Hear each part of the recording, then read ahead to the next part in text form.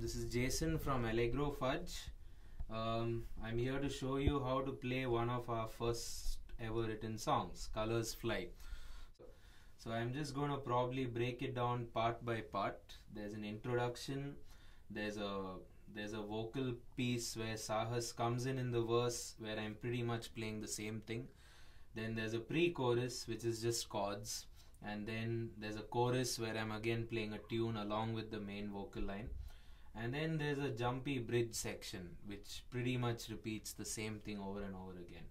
So if you are a keyboard player who's played a little and if you already know your chords, well, that won't quite help you much to learn this song, because the way I'm playing is via a concept called voicing, wherein I'm just using one main root chord, that is say an A major, and then making harmony inside that chord.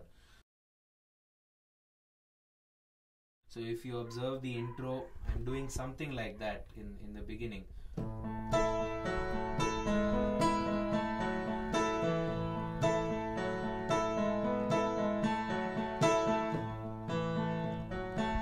This is what the left hand is doing.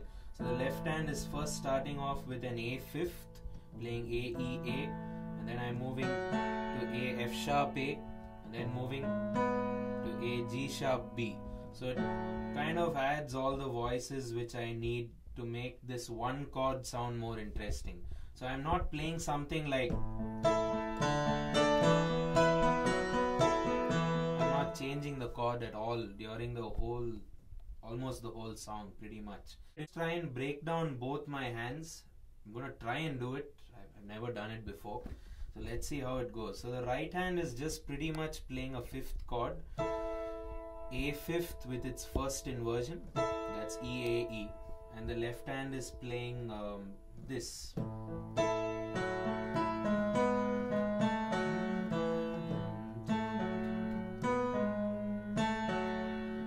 And then this happens with the right hand. So what I'm doing is, every time there's a gap in the left hand, I'm adding the fifth chord in the right hand.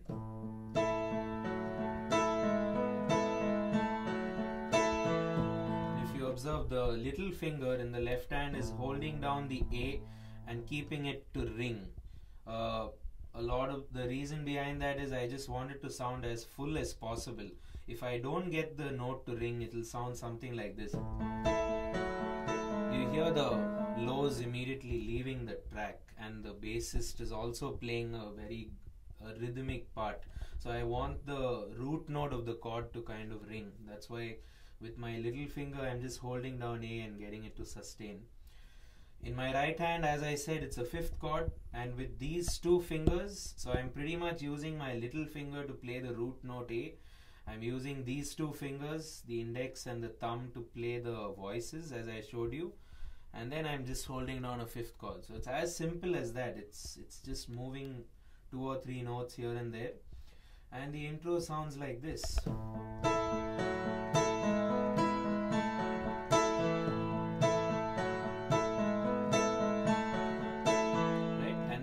Progressing onward in the intro, I'm adding a tune, another layer on top of what I'm playing. Now basically, I have already used up so many fingers. I still have so many fingers left in the right hand.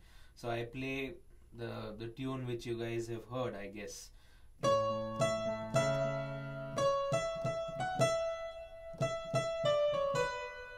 That tune. So I'm kind of playing that along with whatever I just showed you in with my two hands playing the rhythm.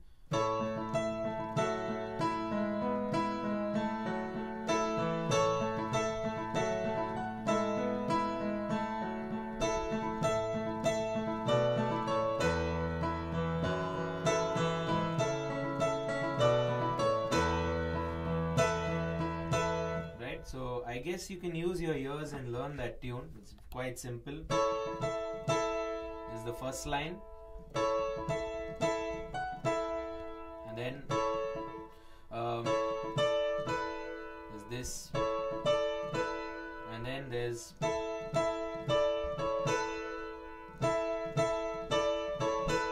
that's pretty much the intro.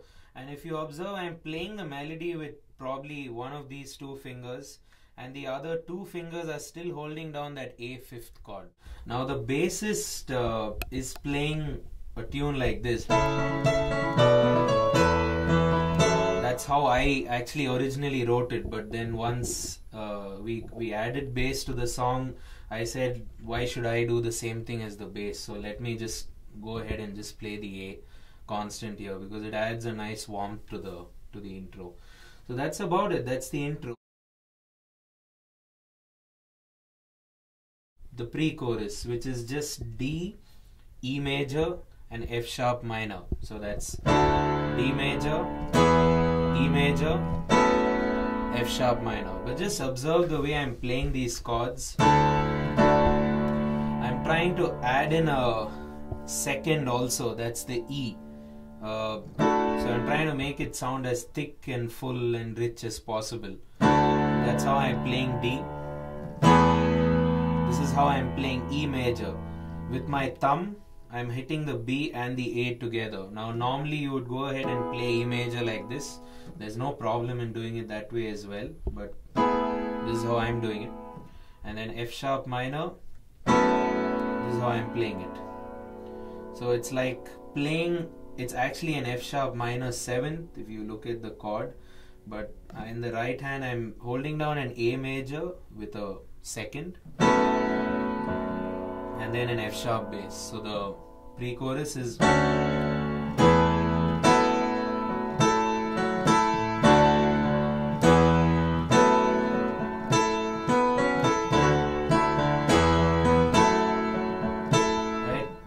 again, I wanted to add a little bit of country elements because I'm very inspired by country music, so I do a lot of these trills.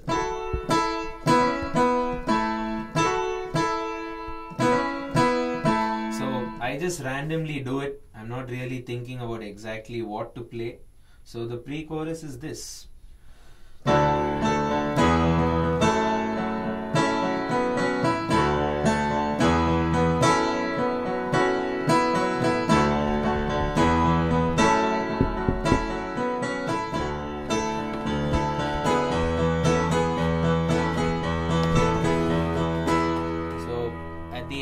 Pre-chorus, what I'm doing is I'm kind of using the E major chord to create a build-up which leads me to the chorus smoothly. Now the E major, I'm playing it like this. Just note down the inversions as well, because playing it with inversions makes life much more easy, especially on the piano where it's quite possible.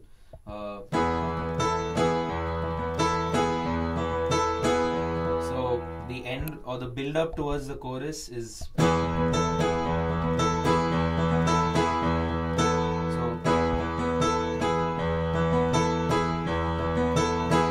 now I could have easily played with just a bass, but I'm choosing to use these two thumbs. Now, this is a technique I keep doing a lot. I keep using my thumbs in coordination or in syncopation with each other to kind of add the rhythm element. So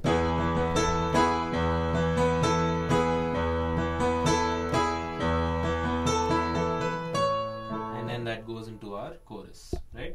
So I'll just play you the pre again.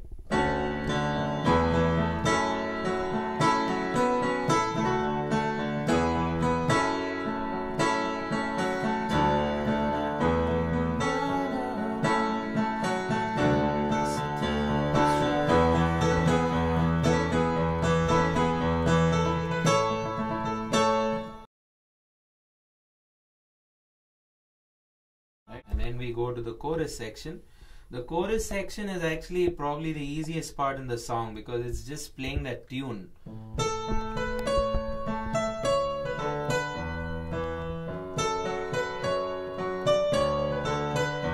That's the chorus. And the chords I'm playing in my left hand are A, D, E in the first half, where I play. Next part is F sharp minor,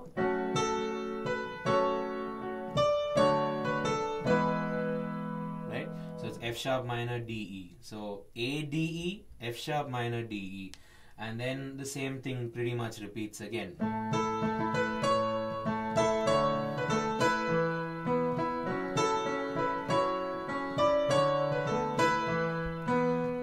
And this same thing kind of keeps going as he keeps singing the chorus. Now what I do with my melody along with playing that tune is to also create a kind of a trill. So I'm playing.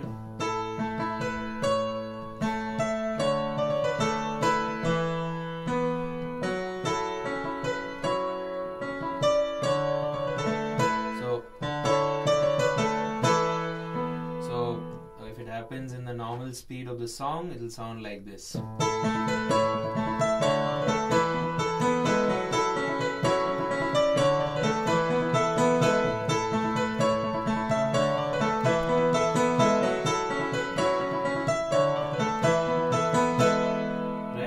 Left hand, I'm just, like I said, I do the double thumb technique to add a lot of this percussion.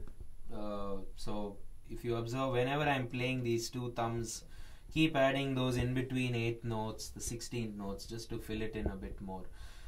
What happens is at the end of the second cycle, I guess, I'm playing an arpeggio run just for fun. So I'm playing like an A suspended 4 arpeggio. So I fit that in at some points during the song, as you'll hear now.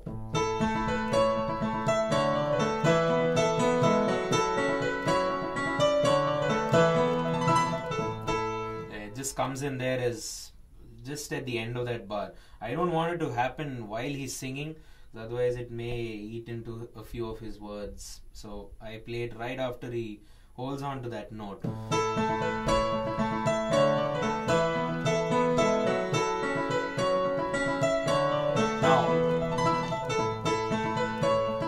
I come back, I'm ready to play the next part all over again, because that's the main theme in this part. So that's about it. That's the chorus. So just work out the tune, and the chords I've already told you: A, D, E, F sharp, D, E. However, I'm not playing the whole chords in the left hand. I'm trying to play it as root and fifth, because there's already a lot of stuff happening, so I don't want to add too much of harmony in the piece. And yeah, that's about it. So that's about the chorus. The second verse I'm playing a little differently. I'm not playing the same intro tune. I'm playing more of a... this is what I'm playing in the second verse. It's a little different.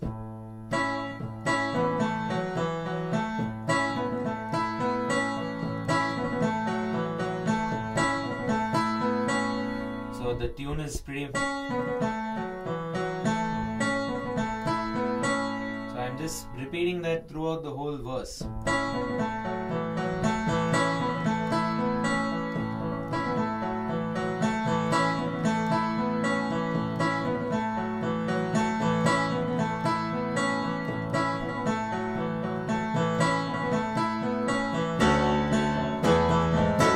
pre-chorus and so on and so forth. So that's what I'm doing in the second verse. You don't have to do that. There's also a lot of country patterns and styles which, again, you can make it your own. Like I said, you don't have to play it exactly like how I'm playing it. I just wanted that whole country folk effect, so that's why I'm adding stuff like and so on. So coming to the last part of the song, the bridge, which kind of happens twice. There's one part where I build it up, then the whole band joins in, and then it also happens at the end of the song and we kind of fade out. So the bridge again has a little bit of independence. So the way I'm playing, let me first play you the whole bridge.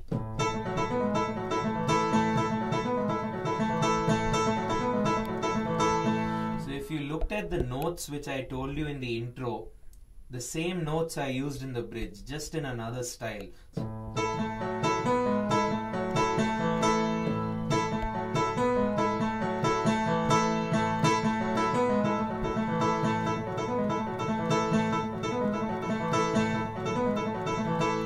So it's it's just that. So try and get this accent first in the right hand, where you take E and A, like I told you in the intro, the A fifth, and you play it like. You can probably try and snap your fingers in the other hand to get the 4x4 rhythm going, or the pulse going while you practice these accents.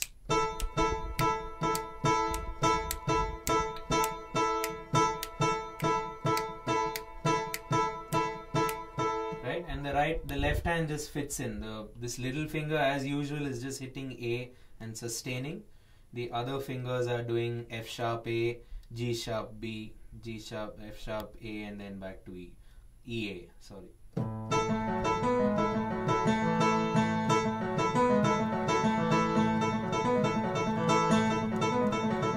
So when I started, I started like this, but when the band comes in, that's the drummer, bassist, and guitarist, I start playing a small tune again using these two fingers, like I did earlier as well.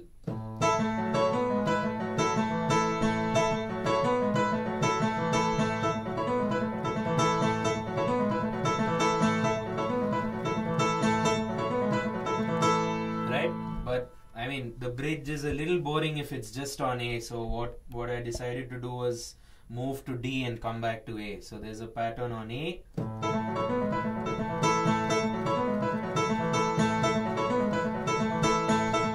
Now D.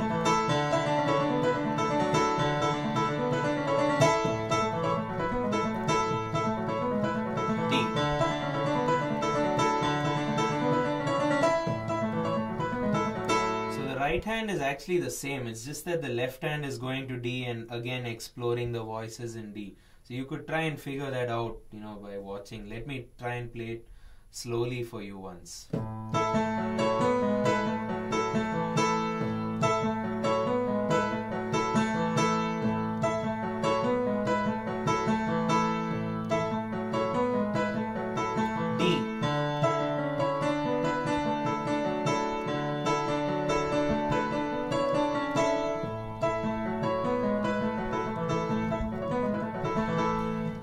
That's about it. So that's the bridge of the song, and then we go back to the chorus, and then we kind of play the same bridge again, and we end the song with this tune.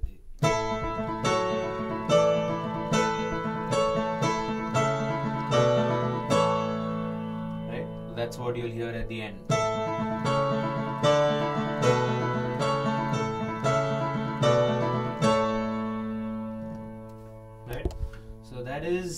That is Colors Fly. So for those of you who want to also work on getting a tone on your piano such that it kind of matches up to this, what I do when playing live is I set up software called Main Stage. I load up all my patches there. For piano sounds, I exclusively use Piano Tech. Just going to try and zoom it. You can see this better. So whatever sounds I get comes off this software, and the keyboard I'm using is the Akai MPK88. It's a MIDI controller. So what it allows me to do is it allows me to connect to a computer. I'm right now using an iMac. It could work on any computer really, whether it's a Windows or a Mac machine. I've connected it via a USB cable, and whatever I'm playing gets sent to Piano Tech and it plays out the sounds for me. I've not actually done any settings on Piano Tech. I personally like using presets, especially from companies like this who make amazing pianos. This has been my go-to piano for the past 2 years, and I don't think I'm going to change it as well. So I've used what they've called a Grand M3 and a standard preset called Flamenco Sketches. So if you can go to pianotech.com and download a demo of it. It's free. Get to know it, get to use it. I'm sure you like it, and then you can pick it up from there. And apart from that, I'm running this piano through a signal chain of about 4 effects, you could say. The first thing is an EQ. wherein because I wanted to sound nice and bright, I've boosted around the 4 to 8K frequencies.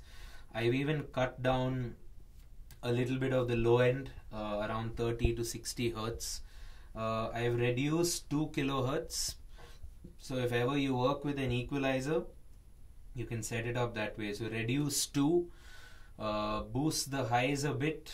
Probably I've also enhanced 250 to 500 hertz a little bit here and there.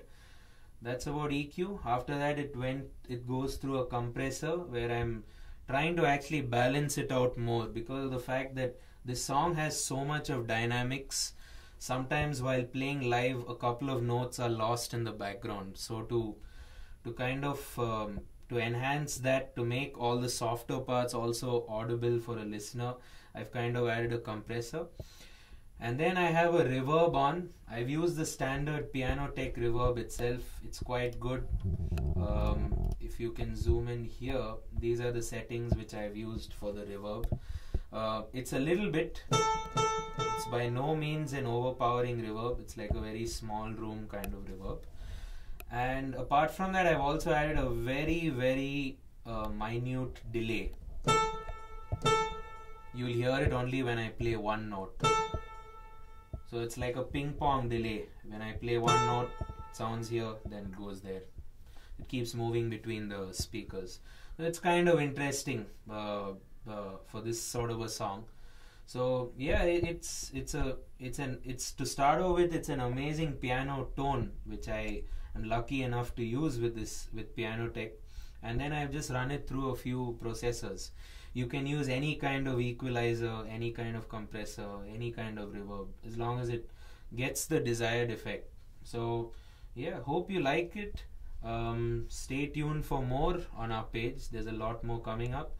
And also tell me what you think, or if you have any more further questions which you would like to sort out, feel free to go ahead. You could find us on our Facebook page. We are quite active there. It's facebook.com/Allegro Fudge. Yeah, that's about it. Hope you liked it. Thanks.